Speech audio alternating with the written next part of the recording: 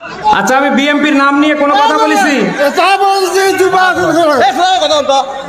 ভাই, আপনি কাকে ধরছেন? আমি কি বিএমপির নাম নিয়ে কথা বলেছি?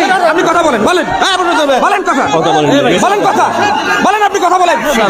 আপনার সাহস তো কম না। বেতনের মতো কথা বলেন।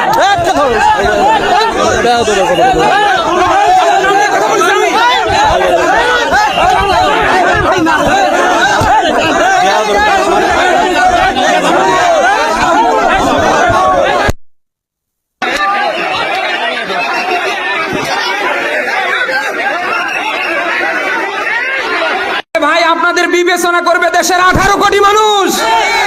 তারা যদি আপনাকে ভোট দেয়, আপনি চেয়ারে বসবেন, অসুবিধা কোথায়? জামাতি ইসলামীর কথা বললেই আপনাদের গা চুলকায় কেন?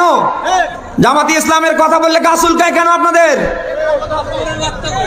সারা দেশে নিজেরা নাশকতা তৈরি করছেন, সারা দেশে নিজেরা টেন্ডারবাজিতে 180 মাইল বেগে চ্যাম্পিয়ন হচ্ছেন, আর সব দোষ চাপিয়ে দিচ্ছেন জামাতি ইসলামীর ঘাড়ে।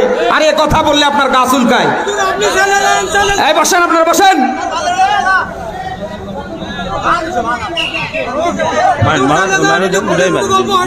না ভাই, এখানে তো আমি কারোর নাম ধরিনি। ঠিক আছে, তাহলে ওটা শুধু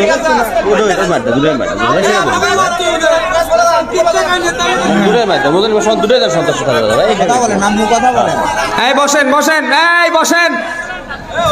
এই আমি কি এখানে উড়ে আইছি? 1.5 দশকের জালিমরা ক্ষমতায় থাকতে আমার মুখ বন্ধ করতে পারিনি। এখন উন্মুক্ত ময়দান, কারো বাবা ক্ষমতা হবে না মুখ বন্ধ করা। ও কয় নাম্বার বাবা সন্তান, ওরে সামনে টেবিলে আসতে বলেন। আরে এখনো ভোট হয় নাই, এখনো চেয়ার পায়নি, তাতে যদি এই গিয়ার দেখায়, এরা সামনে ক্ষমতায় বসলে কি করে ফেলবে?